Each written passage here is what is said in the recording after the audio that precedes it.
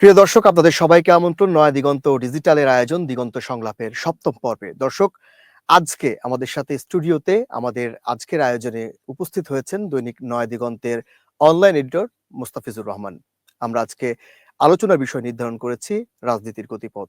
প্রথমেই আমরা পরিচিত হয়ে নিব আমাদের আজকের অতিথির সাথে। আমি যুক্ত করছি আমাদের আজকের অতিথিকে। মোস্তাফিজ ভাই, কেমন আছেন?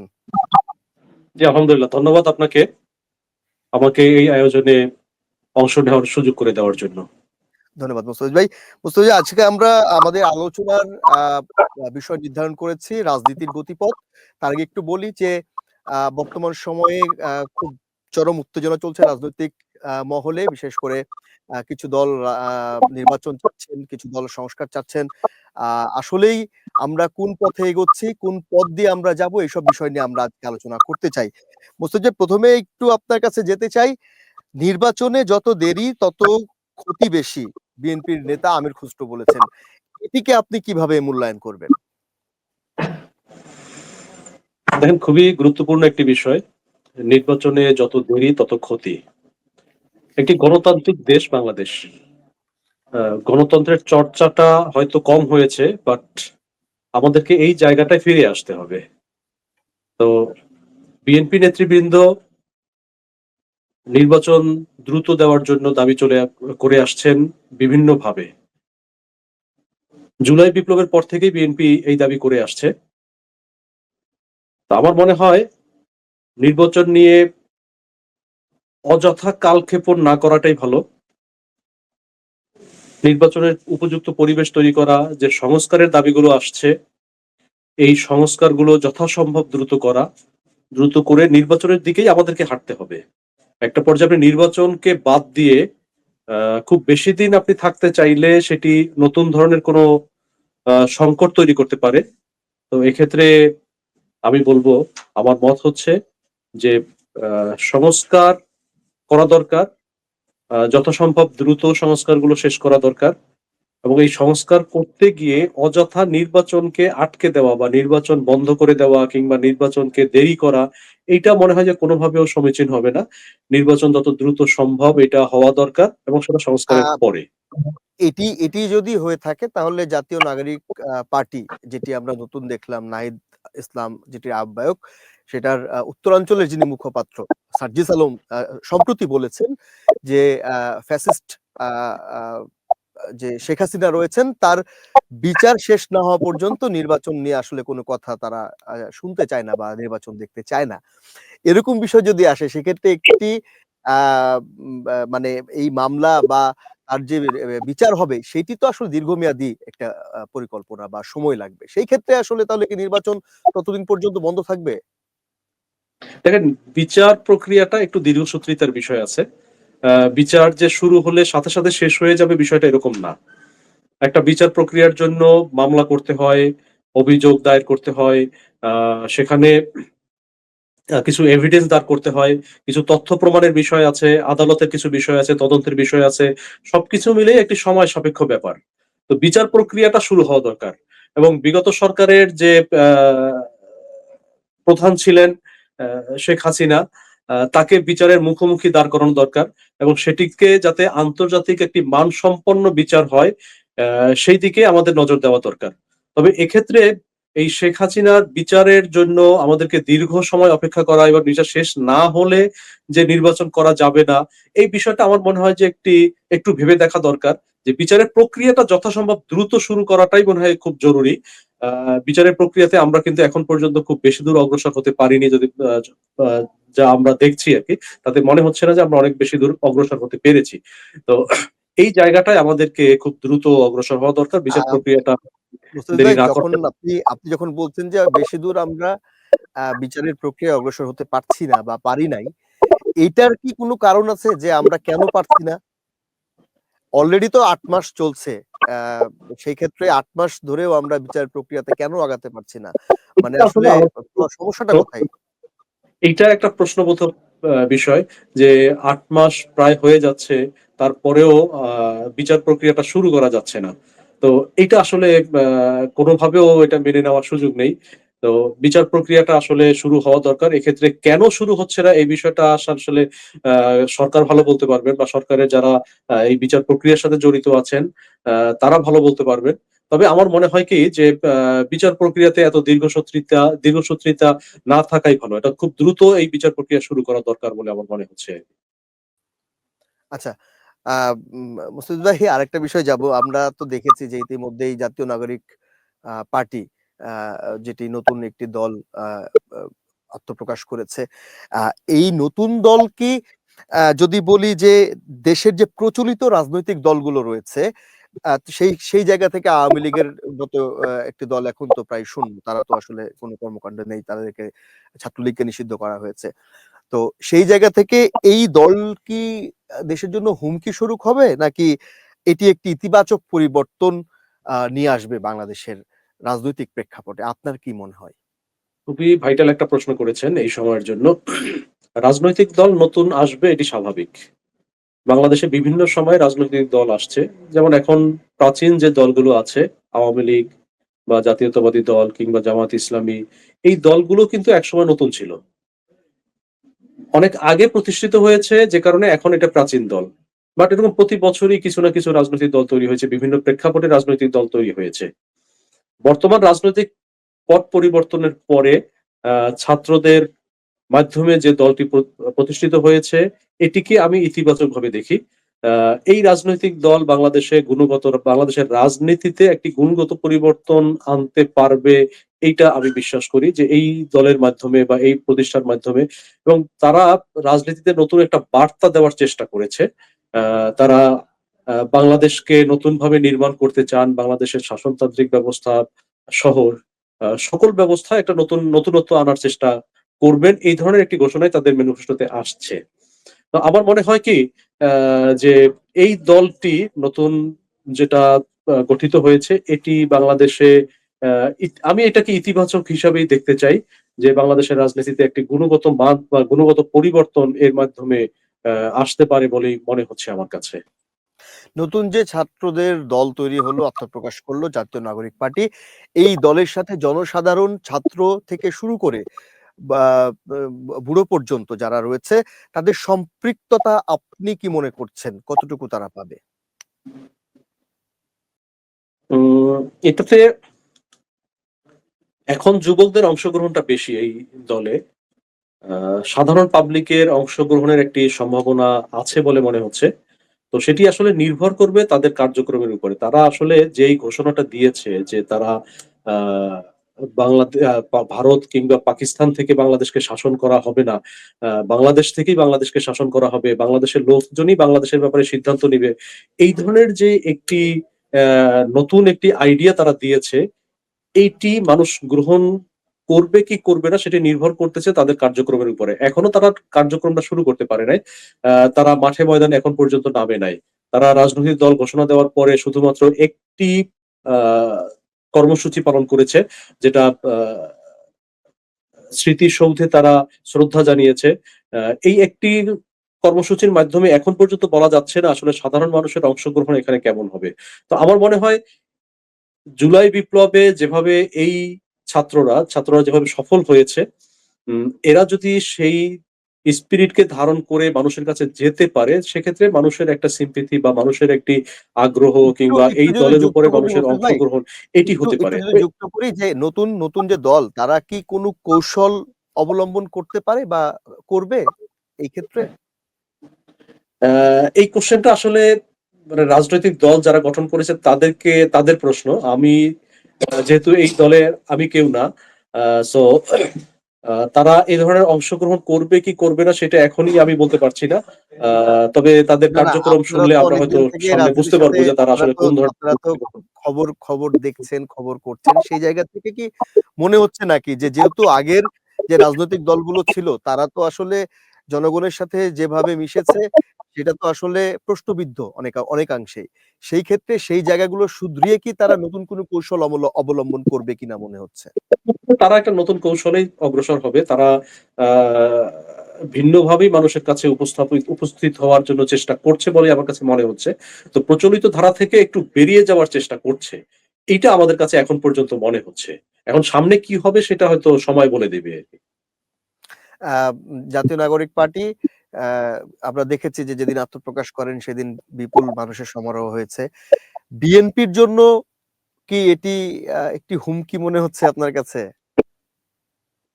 দেখেন, বিএনপি একটি পুরাতন রাজনৈতিক দল। হ্যাঁ, বাংলাদেশের একটি ব্যাপক জনসমর্থন এই দলের প্রতি আছে।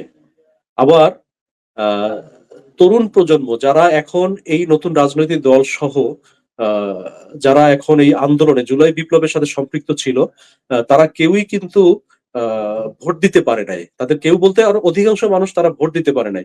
এই প্রেক্ষাপটে আসলে আ বিএনপির সাথে যারা আছে আর এই রাজনৈতিক দলে যারা যোগ দিচ্ছে, আ তাদের মধ্যে একটি গুণগত আমি পার্থক্য আছে। ওস্তাদ ভাই আমি একটু সংযুক্ত করি। এটি যেমন বলেছি, আবার সময়ের সাথে, সাথে কিন্তু অনেক রাজনৈতিক দল এসেছে তারা কিন্তু আবার কালের গর্ভে হারিয়েও গেছে। সেটিও কিন্তু একটি প্রশ্ন যে যেভাবে আসছে এভাবে কি থাকবে নাকি আবার তারা হারিয়েও যাবে? যদি ২ ভাবে আরকি ব্যাখ্যা করেন।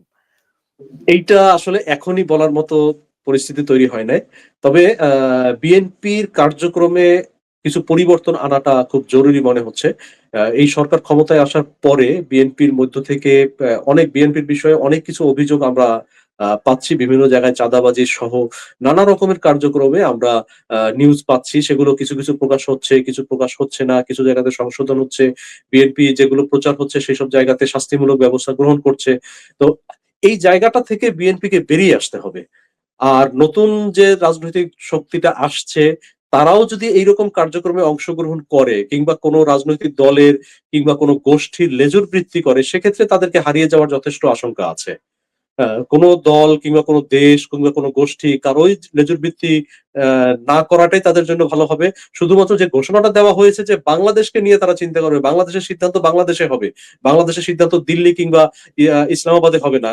কিংবা অন্য কোনো জায়গাতে বসে এটার সিদ্ধান্ত হবে না। যদি এই সিদ্ধান্তের প্রতি তারা অটল থাকতে পারে যে না, বাংলাদেশের সিদ্ধান্ত বাংলাদেশে হবে, ঢাকাতে হবে।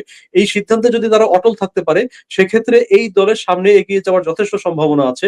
কিন্তু এর থেকে যদি বিচ্যুত হয়ে যায়, তারা যদি কোনো রাজনৈতিক দলের লেজুর বৃত্তি করে কিংবা কোনো গোষ্ঠীর লেজুর বৃত্তি করে কিংবা কোনো রাষ্ট্রের লেজুর বৃত্তি করে, সেক্ষেত্রে তাদেরকে হারিয়ে যাওয়ার যথেষ্ট আশঙ্কা আছে। আচ্ছা, আমরা একটু নির্বাচন নিয়ে কথা বলতে চাই মোস্তাফিজ ভাই।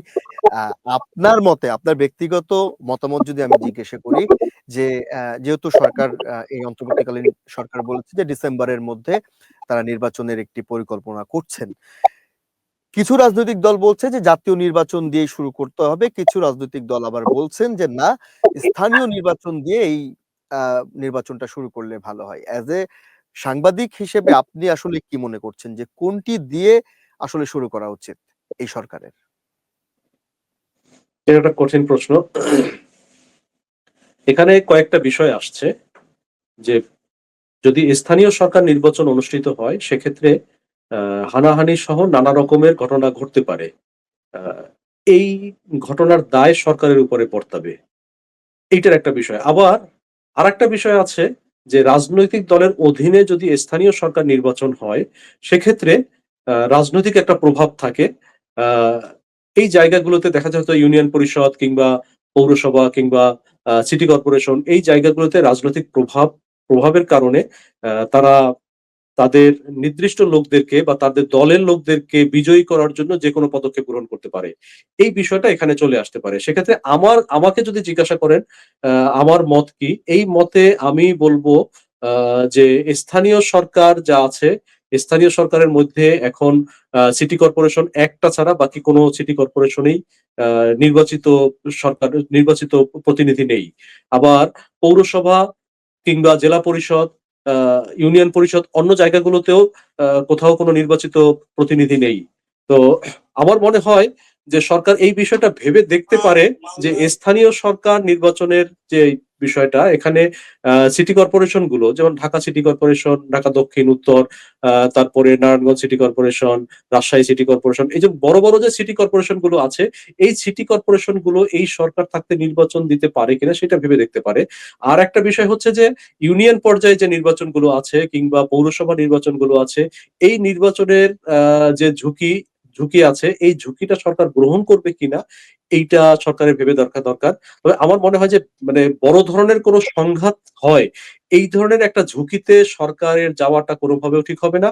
আ আর যদি স্থানীয় সরকার নির্বাচনে যায় সেক্ষেত্রে সিটি কর্পোরেশন গুলো, যে বড় বড় সিটি কর্পোরেশন গুলো আছে, বিভাগীয় পর্যায়ে যেগুলো আছে, যে শহরগুলো আছে, এই জায়গাগুলো নির্বাচনটা এই সরকারই করে দিতে পারে। এরপরে জাতীয় নির্বাচন, তার পরবর্তীতে স্থানীয় যে ইউনিয়ন পরিষদের যে নির্বাচন বা পৌরসভার নির্বাচন, এই জিনিসগুলো হতে পারে। এক্ষেত্রে কি রাজনৈতিক যে দল আছে তারা কি আপনার মনে হয় যে এই নির্বাচনের বিষয়ে ঐক্যমত আছে? এই নির্বাচনে ঐক্যমত পোষণ আসলে এখন পর্যন্ত কোনো রাজনৈতিক দলের মধ্যে আমি দেখতেছি না। এটা ভিন্ন দুটি অবস্থানে আছে। বিএনপির পক্ষ থেকে জাতীয় নির্বাচনকেই তারা চাচ্ছে। বিএনপি সহ বিএনপির সাথে যারা আছে এই দলগুলো আ এখনই জাতীয় নির্বাচন সবার আগে দিতে হবে এই কথা বলছে। আবার কেউ, কেউ যে জাতীয় নির্বাচন বা স্থানীয় সরকার নির্বাচন, কোনো নির্বাচনের দরকার নেই। আগে শেখ হাসিনার বিচার হবে, তারপরে আ নির্বাচন হবে। এই ধরনের একটা মত আছে। আবার এরকমও আছে যে না, আ শুধুমাত্র আ জাতীয় নির্বাচন দিয়ে তারপরে সংস্কার হবে, সংস্কার পরে জাতীয় নির্বাচন হবে, এরপরে স্থানীয় সরকার নির্বাচন হবে। বিভিন্ন মত আছে। তবে এই জায়গাটাকে একসাথে করাটা, এটা সরকারকে করতে হবে। সরকারের দায়িত্ব সবাইকে একসাথে একমত করে। আবার এমনও হতে পারে যে সবাই যে একমত হবে এই বিষয়টাই তো আসলে বিশ্বাস করাটা কঠিন। কোন একটা বিষয়ে যে একমত, এটা খুবই ডিফিকাল্ট। তো আমার মনে হয় যে সরকার কোনটা ভালো হবে আ সেটাই ভেবে দেখবে। এটাই আমি বিশ্বাস করি। সে নির্বাচনের সাথে, সাথে এর আগের আমরা যে মানে নির্বাচনগুলো দেখেছি, আ ভোট ডাকাতি, রাতের নির্বাচন। তো সেই যে মানুষের একটা ভয়, সেই জায়গা থেকে নতুন সরকার যে নির্বাচন দিবে, সেই নির্বাচনে কতটুকু স্বচ্ছতা এই সরকার আনতে পারবে? জনগণ কি আসলেই তার ভোটাধিকার প্রয়োগ করতে পারবে কিনা? এবং দেশি, বিদেশি, আন্তর্জাতিক যারা মহল রয়েছেন তারা এই নির্বাচনে কতটুকু অংশগ্রহণ করতে পারবে? সব বিষয়ে আপনার কাছে কি মনে হচ্ছে নির্বাচন নিয়ে? দেখেন জামিল ভাই, আগামী যে নির্বাচন এটি বাংলাদেশের জন্য খুবই গুরুত্বপূর্ণ একটি নির্বাচন। এর আগে অনেকগুলো নির্বাচন হয়েছে। বিশেষ করে ৯১ সালের যে নির্বাচনটা হয়েছিল, এই নির্বাচনের প্রতি মানুষের একটা নজর ছিল, সারা বিশ্বের একটা নজর ছিল। আর এইবারের যে নির্বাচন, এই নির্বাচনে সারা বিশ্বের নজর। গত ১৫ বছর ধরে ৩ টা নির্বাচন হয়েছে। এই ৩ টা নির্বাচনে মানুষ ভোট দিতে পারে নাই। হুম। আ দেখা গেছে যে দিনের ভোট রাতে হয়েছে, একদিন আগে হয়েছে, কিংবা সেন্টারে গিয়েছে ভোট দিতে পারে নাই, ভোট কেন্দ্র থেকে বের করে দেওয়া হয়েছে, কিংবা ব্যালট পেপার নিয়েছে কিন্তু ব্যালট পেপারে সিল দেওয়ার দায়িত্ব নিয়েছে অন্য একজনে। তো এরকম নানা ঘটনা এই ১৫ বছরে ঘটেছে। আগামী নির্বাচনের প্রতি নজর শুধুমাত্র বাংলাদেশের মানুষের না, সারা বিশ্বের। এবং যেকোনো সময়ের চেয়ে এই নির্বাচনে মানুষ বা আ আন্তর্জাতিক যে সংস্থাগুলো আছে, সংস্থাগুলোর নজরদারি অনেক বেশি থাকবে। সেক্ষেত্রে আমার বিশ্বাস যে বাংলাদেশের যে আগামী নির্বাচন, এই নির্বাচনটা আ ম্যানিপুলেট করা খুবই ডিফিকাল্ট হবে এবং এই নির্বাচনটা অনেক স্বচ্ছ হবে বলেই আমার কাছে, আমি বিশ্বাস করি। মুস্তাফিজ ভাই, একটু নিরাপত্তা নিয়ে কথা বলি। বর্তমান সরকার কি জনসাধারণের নিরাপত্তা পূর্ণাঙ্গভাবে দিতে পারছে? আপনি মনে করছেন এটি? নাকি দেখেন, নিরাপত্তায় ব্যর্থ হচ্ছে? আপনি শুধুমাত্র সরকারকে কেন দায়িত্ব দিবেন? আপনি আপনার ঘরে আসেন। আপনি কি আপনার ঘরের দায়িত্বটা নিতে পারছেন নিরাপত্তার জন্য? আপনার গ্রামটাকে আসেন। গ্রামের সবাইকে কি আপনি, যারা গ্রামের প্রধান আছেন, আপনাকে নিরাপত্তা দিতে পারছেন? তো কিন্তু বাংলাদেশে কিন্তু বাংলার মানুষ তো আ এটি বলছে না। এ এ এ বাংলার মানুষ বা সর্বসাধারণ সবাই তো বলছেন যে এই সরকারের ব্যর্থতা এটি। হ্যাঁ, এই এটিকে কিভাবে নিরাপত্তাটা দেখছেন? কিন্তু অনেক কিছুর সাথে জড়িত। বাংলাদেশের মানুষ এখন কিন্তু আসলে অনেক জায়গাতেই নিরাপত্তাহীনতায় ভুগছে। বিশেষ করে ছিনতাই সহ নানা ইস্যুতে, মব জাস্টিস সহ বিভিন্ন ইস্যুতে মানুষ নিরাপত্তাহীনতায় ভুগছে। এটি একটি বড় মাথা ব্যাথার কারণ আ হওয়া উচিত সরকারের। তো এক্ষেত্রে সরকারের অনেকগুলো অর্গানিজম কাজ করে। যেমন বিশেষ করে পুলিশ প্রশাসন, এখন বলতে পারেন যে পুলিশ প্রশাসন এখনো পুরোপুরি অ্যাক্টিভ না। সেনাবাহিনী তাদেরকে সহযোগিতা করতেছেন, বিজিবি সহযোগিতা করতেছে। তো এই জায়গাগুলো এখন পর্যন্ত আ রান করতেছে না ঠিকভাবে। তো সরকারের এখন সবচেয়ে আরো বেশি নজর দেওয়া দরকার। এখন যেভাবে নজর দিচ্ছে আইন শৃঙ্খলার প্রতি, এই আইন শৃঙ্খলার প্রতি অনেক বেশি নজরদারি করা দরকার, এখনো বাড়ানো দরকার। কারণ মানুষ এখনো অনেক নিরাপত্তাহীনতায় ভুগতেছে। তো এই জায়গাগুলোতে এখনো আসলে আ সরকারের নজরদারি আ অনেক বেশি বাড়ানো দরকার এবং আরো ভূমিকা পালন করা দরকার সব জায়গাতে। এছাড়াও যারা এই আ আন্দোলনের সাথে সম্পৃক্ত ছিল, হ্যাঁ? তাদেরকেও এই আইন শৃঙ্খলা রক্ষার ব্যাপারে ভূমিকা পালন করা দরকার। আবার আপনি দেখেন অনেক জায়গাতে আইন নিজের হাতে তুলে নিচ্ছে। হ্যাঁ? কাউকে গ্রেফতার করতে হলে কোনো রাজনৈতিক দলের কোনো ব্যক্তির পারমিশন নিতে হবে, এই ধরনের কথাগুলো অনেকে বলছেন।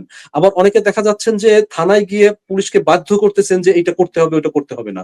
এই যে বিষয়গুলো আসতেছে আমাদের কাছে, নিউজগুলো চলে আসতেছে, তো এই জায়গাগুলো থেকে দায়িত্বশীল ভূমিকা পালন করতে হবে রাজনৈতিক দলগুলোকে। রাজনৈতিক দলগুলোকে এই আহ, বিভিন্ন আইন শৃঙ্খলা অবনতির চেয়ে আইন শৃঙ্খলা রক্ষায় ভূমিকা পালন করতে হবে। এক্ষেত্রে অনেক গুরুত্বপূর্ণ ভূমিকা পালন করা দরকার বিএনপি সহ, বিএনপি, জামাত এবং নতুন যে রাজনৈতিক দল আসছে, এদেরকে অনেক গুরুত্বপূর্ণ ভূমিকা পালন করা দরকার। আচ্ছা, আ এটি যখন বলছেন বাধ্য করা হচ্ছে পুলিশকে, এই যে নতুন একটা আমরা জিনিস দেখছি, সেটা হচ্ছে মব তৈরি হচ্ছে। বিভিন্ন জায়গায়, জায়গায় মব তৈরি হচ্ছে। সেটা আ বিভিন্ন ক্ষেত্র বিশেষে তৈরি হচ্ছে। এইটা আসলে পরবর্তীতে আমাদেরকে কোন ইফেক্ট ফেলবে মনে হচ্ছে? কারণ দিন, দিন তো অবশ্যই এটা অনেক বেশি বৃদ্ধি পাচ্ছে। একটা বড় ইফেক্ট সমাজের উপরে পড়তে পারে, যে আইনকে নিজের হাতে তুলে নেওয়া। এটা আসলে এই জায়গাগুলো থেকে আমাদের বেরিয়ে আসতে হবে।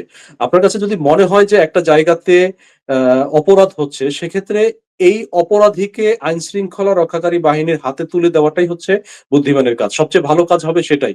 আপনি নিজে বিচার করতে যাবেন মানেই হচ্ছে যে এখানে অন্য কোনো জাতীয় অন্য কোনো ধরনের ইস্যু তৈরি হতে পারে। এখানে বিচারের নামে এটা প্রহসন হতে পারে। আপনি একজনকে বিচার করবেন, একজনের হয়তো আদালতের মাধ্যমে যদি বিচার হয়, কারো ৫ বছরের জেল হতে পারে, ২ বছরের জেল হতে পারে, কিংবা জরিমানা হতে পারে। বাট একটা মব জাস্টিসের মাধ্যমে একজন মানুষের জীবন চলে যেতে পারে।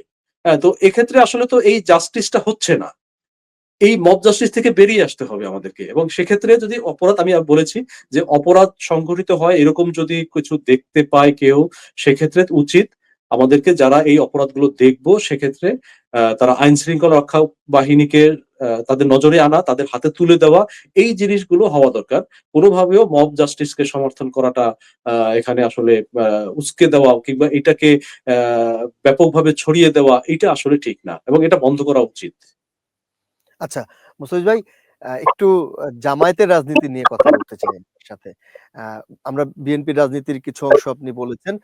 জামায়াতে ইসলাম তাদের রাজনীতিতে কি নতুন কৌশল অবলম্বন করছেন বলে আপনি মনে করছেন? দেখেন, জামাতের একটা কাজ, অনেক ভালো একটা কাজ করছে, সেটি হচ্ছে তারা সাধারণ মানুষের সাথে মেশার চেষ্টা করেছে। এটি জামাতের জন্য, এবং এখনকার পরিবর্তিত পরিস্থিতিতে জামাতের জন্য একটা সুযোগও তৈরি হয়েছে। গত ১৫ বছর তারা অনেক গোপনে কাজ করেছে। বাট এখন সাধারণ মানুষের কাছে পৌঁছে যাওয়ার একটা সুযোগ তৈরি হয়েছে, এবং জামাত এই কাজটা অনেক ব্যাপকভাবে করছে বলে আমরা দেখতে পাচ্ছি। তো এটি একটি ভালো উদ্যোগ, এবং এই যে বিভিন্ন স্থানে চাঁদাবাজি কিংবা আ আ বিভিন্ন আ বাস স্ট্যান্ড দখল কিংবা টেন্ডারবাজি। কোনো জমি দখল, বালুর মহাল দখল, এই জায়গাগুলোতে জামাতের কাউকে সম্পৃক্ত পাওয়া যায়নি। এটা একটা ভালো বিষয়। তো জামাত এই কাজটা আরো আ বেশি করবে বা এইটাকে আরো ব্যাপকভাবে করবে, আ এইটা আমি তাদেরকে এই পরামর্শটা দেব, যেটা তাদের মুস্তাফিজ ভাই, ব্যাপকভাবে। এই কথা যখন বললেন, আরেকটা প্রশ্ন একটু আপনার কাছে জানতে চাই। আওয়ামী শাসনামলে বা ওই হাসিনার সরকারের সময় যখন আ বিএনপি জামাতকে আমরা দেখেছি এক হয়ে কাজ করতে। আ এখন সময়টা যখন একটু পাল্টিয়েছে, তখন আমরা দেখছি যে ২ আ রাজনৈতিক দল একটু আ মুখোমুখি অবস্থান করছেন। এইটার আসলে কারণটা কি?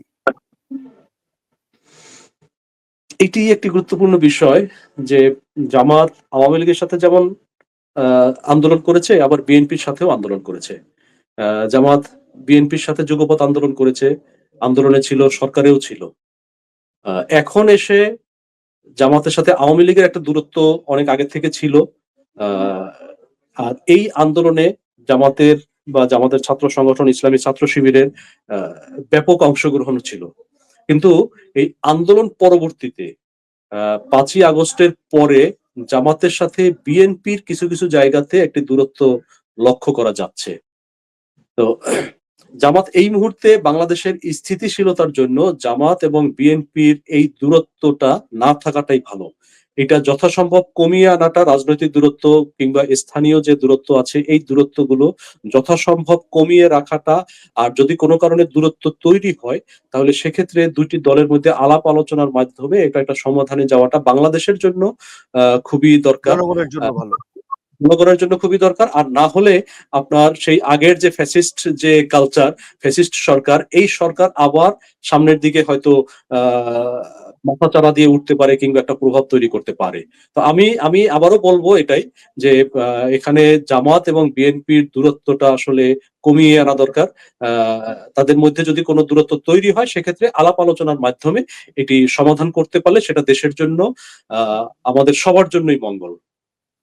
মুস্তফা, শেষ প্রশ্ন আমাদের অনুষ্ঠানের একদম শেষের পথে শেষ একটি প্রশ্ন করতে চাই। নতুন যে রাজনৈতিক দল এসেছে আমরা এর আগেও দেখেছি যে নতুন রাজনৈতিক দল যেটা বললাম যে কাদের গর্বে হারিয়ে যায়, অনেক পরিকল্পনা অনেক প্ল্যানিং নিয়ে আসে কিন্তু সেটা শেষ পর্যন্ত এস্টাবলিশ করতে পারে না। এরকম কি কোনো সন্দেহ বা এরকম কি কোনো সম্ভাবনা আছে যে নতুন রাজনৈতিক দল কোনো বড় রাজনৈতিক দলের সাথে জোট হয়ে আগামীতে নির্বাচন করবেন বলে মনে করছেন আপনি? দেখেন রাজনৈতিক জোট বাংলাদেশে সবসময় ছিল। যেমন আমি একটু আগেই বললাম বা আপনিও প্রশ্ন করেছিলেন যে বিএনপির সাথে জামাতের একটা জোট ছিল। আবার বিএনপি আওয়ামী লীগ জামাতেরও কিন্তু জোট ছিল। একটা সময় অল্প কিছুদিনের জন্য। তো এখন যে রাজনৈতিক প্ল্যাটফর্মটি তৈরি হয়েছে, এই রাজনৈতিক দলের সাথে অন্য কোন দলের আ যে জোট হবে না এটা বলাটা এখনই সময় আসে নাই। এই দল কতটুকু অগ্রসর হতে পারবে সামনে আ সেটি একটা বিষয় আছে। তবে এরা হয়তো আ যে পরিকল্পনা গ্রহণ করেছে বা যেই লক্ষ্যকে সামনে রেখে রাজনৈতিক কর্মসূচি তারা দিচ্ছে, তাতে মনে হচ্ছে যে তারা হয়তো সমমনা যারা আন্দোলনে অংশগ্রহণ করেছিল, এই সমমনা দলগুলোর সাথে একটি জোট করে আগামী নির্বাচনে অংশগ্রহণ করতে পারে। এটা আমার কাছে মনে হচ্ছে। তবে এটা সামনে বলে দেবে যে এটা কি হবে, কি হবে না। হতে পারে যে না তারা এককভাবে নির্বাচনে অংশগ্রহণ করবে। তো যদি এককভাবে অংশগ্রহণ করতে চায় সেক্ষেত্রে আসলে দেখা যাবে বিএনপি একদিকে, জামাত একদিকে, এই ছাত্র সংগঠনের ছাত্রদের যে দল তৈরি হয়েছে তারা একদিকে। সবকিছু মিলিয়ে একটা বিভাজন আবার তৈরি হতে পারে। আ সেক্ষেত্রে জোটবদ্ধভাবে ইলেকশন করতে পারলে সেটা আ খারাপ না। এবং এটা হতেও পারে যে জোটবদ্ধভাবে নির্বাচন করতেছে। এটা অসম্ভব কিছুই না। ওকে মোস্তাফিজ ভাই, শেষ প্রশ্ন।